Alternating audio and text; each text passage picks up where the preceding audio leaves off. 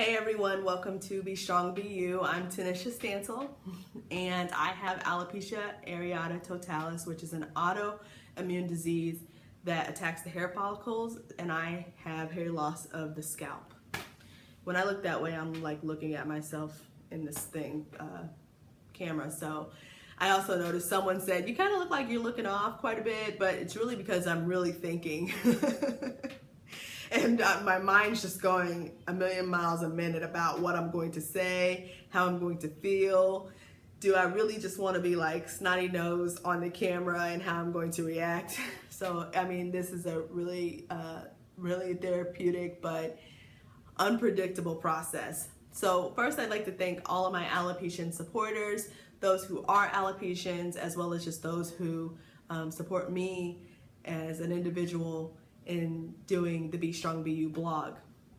So last week when I was here, I was talking about middle school and leading up to when I told my mom flat out what was going on.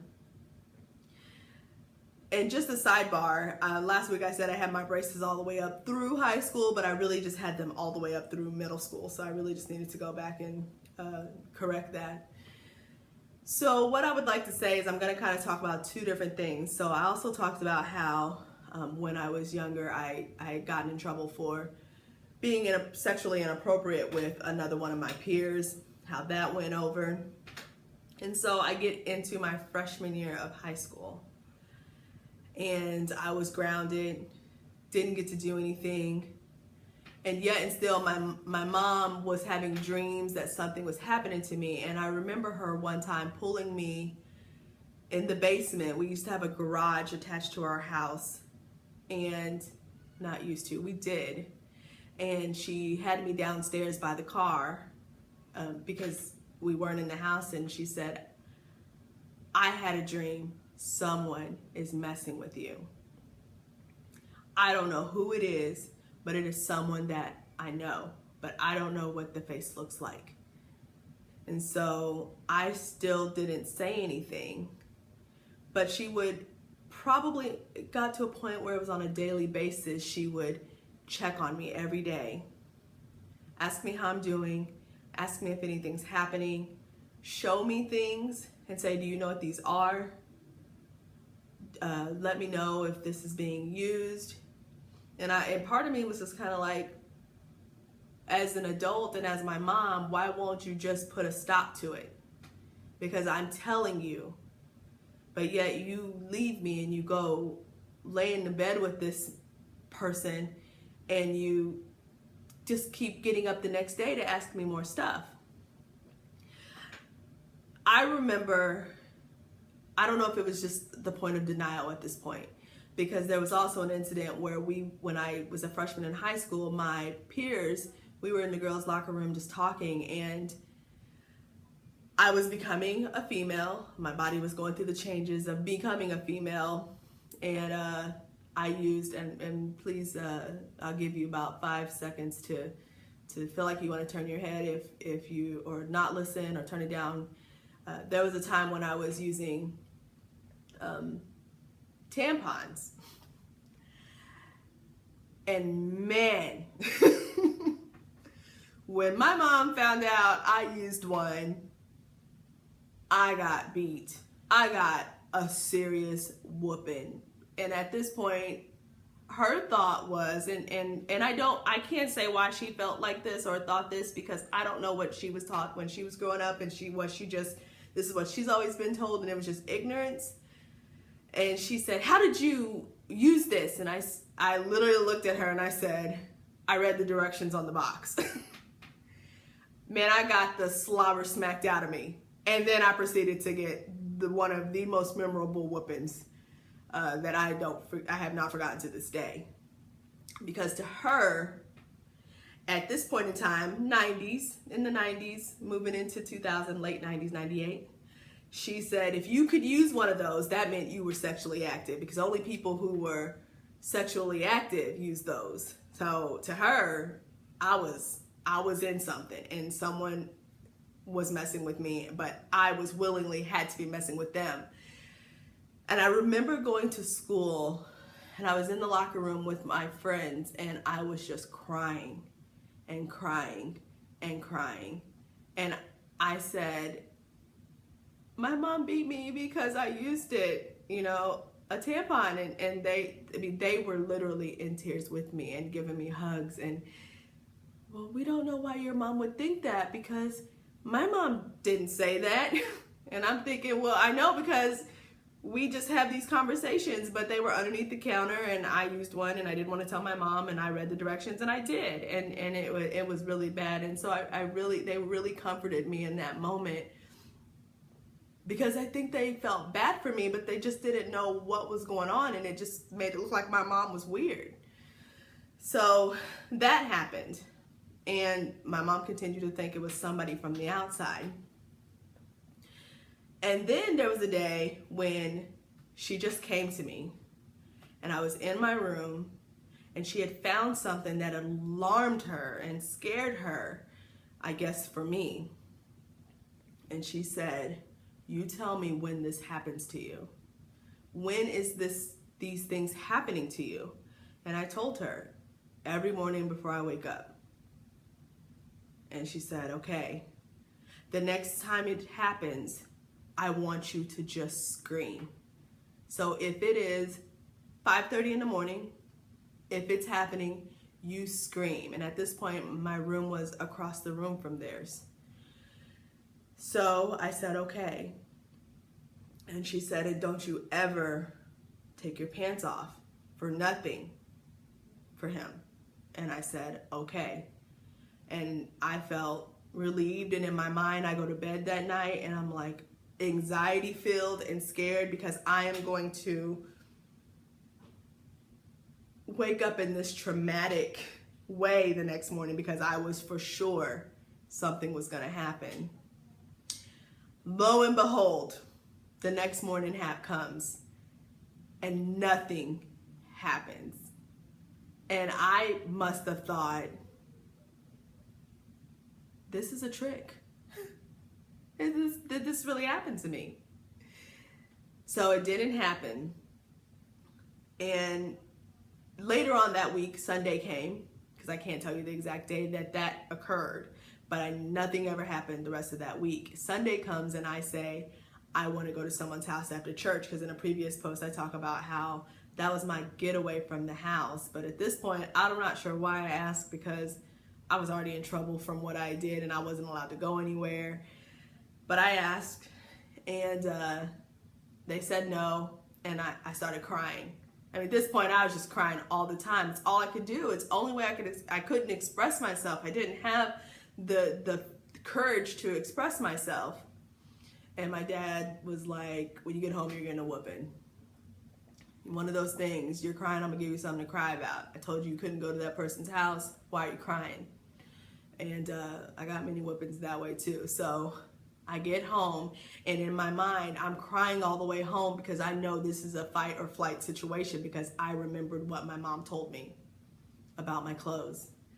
And I'm in the basement. I end up going downstairs, and I'm standing there, and I'm about to get a whooping. And now that I think about it, and I'm not sure why my actual room and everything was downstairs, but for some reason I slept upstairs across from their room. It was just really weird to me, like, now that I reflect on that, why was all of my belongings in the basement, but why physically was my body upstairs sleeping every day? It's just weird how that all happened. And he said, take your clothes off, because most of the time growing up, we always took our clothes off to make sure, like, belt made contact with the skin 100%. In my mind, I'm remembering what my mom said, and I'm scared as heck. And I said no. I mean, I was forceful with it too. No. And he said, what? He goes to grab me to force me on the bed. And in that moment, I say, blurt it out, I told mom what you did to me. My heart is beating so fast telling this. It's unreal. So he stops and he looks at me and he said, I told your mom what I did to you too. And I was more shocked, like, wow. and so they both know, and that's it. He said, let's call her down here. When he calls me down there, I'm thinking, what is my mom gonna say? Is my mom going to be my superhero at this moment? Because I need my mom to be there for me and to protect me. She comes down the steps. He says, she told me that you told her what I did to her. I told you that too, right? I told you that she needed help in the bathroom one day and I was trying to help her. And that was it. And my mom looked me dead in my eyes after me telling her everything she had known to this point. Yeah, he did tell me. That's okay. In that moment, I swear, my soul snapped in half. I was speechless. I was dumbfounded. I literally stood there and just stared at both of them, and I swear my head was doing one of these, like stare at you, like, is this really happening? Am I dreaming? And I was still holding tightly to my clothes, and they just went upstairs. And I was in shock, and I will never forget that day, because I'm going to tell you right now, that was the day that me and my mother's relationship was damaged to the core, as I had to be 13 or 14 years old at this point, the beginning of high school. I thought, if my mom won't protect me, no one is going to protect me. No one. So that ends up starting me on my journey to anger and non-trust, and our relationship starting to fall apart. And I can't explain it, but as I move in my story, you're going to hear this day come back up in many, many, many instances. And this day constantly be referred back to, and the reasons. And from this point, I guess I thought, if my mother wants to act like she doesn't believe me, no one's gonna believe me. If she's gonna stand by him, what's the point? So I would like to set up for the next post and talk about that this is going to begin my repression period for the first time. It's amazing. The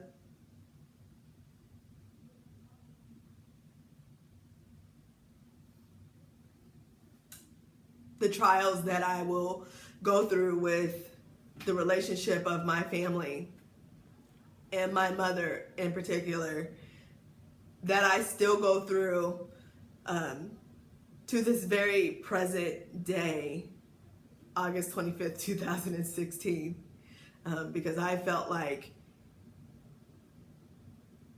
why? Like, at this point, I'm just trying to figure out why, and it's really going to take me mentally down a slope, and I'm going to start introducing people in my life that I know knew things, but because of our faith and belief in God and belief in the Bible, you just didn't get involved in people's family affairs. And while they were there to help me and I love them, they just never had the courage to say, this is wrong, and my journey to where I'm at today. So before I leave, so emotional, oh my gosh, I cannot believe I got through that. And I know I'm gonna be crying when I turn this camera off, because it's just there. Before I leave, I would like to give a shout out to my high school, my middle school and high school best friend, Vickie. Yesterday was her birthday, so happy birthday to you. And tomorrow is one of my sister's birthdays, Rachelle, so happy birthday to you. And I love you both, and you all have been very instrumental in my life, regardless of what period. So Vickie was middle school and high school, and Rachelle is from my adulthood to today. So thank you so much for both of you being in my life, and I really just, I just took the time to do that. But thank you so much, everyone, for watching. Thank you for people from my hometown that are, you know, popping up. They make me feel so good, and like, you really handled this whole situation, and we never knew, because I tell people all the time, I smiled, and no one saw what was going on behind closed doors, and no one saw what was going on the inside here and here. And I really appreciate all the support. So keep me in your prayers. Every time I do one of these emotional posts, it kind of bothers me, and I have to pray for the next 30 minutes just internally to just say, God, you let me say my piece, and I'm moving forward, and I'm not going to look back, because that's the point, is to be a therapeutic process. So thank you so much for all of your kind words. Keep me in your thoughts and prayers, and please share with people who may be going through alopecia, who may be going through abuse, who may be going through depression and anxiety. I just want to be an inspiration to them and to be a support, as well as you all are being to me. So everyone, have a very great week, and I will see you next week. I'm really sorry I posted so late, but I'll get it together. Love you all. Be strong and be you.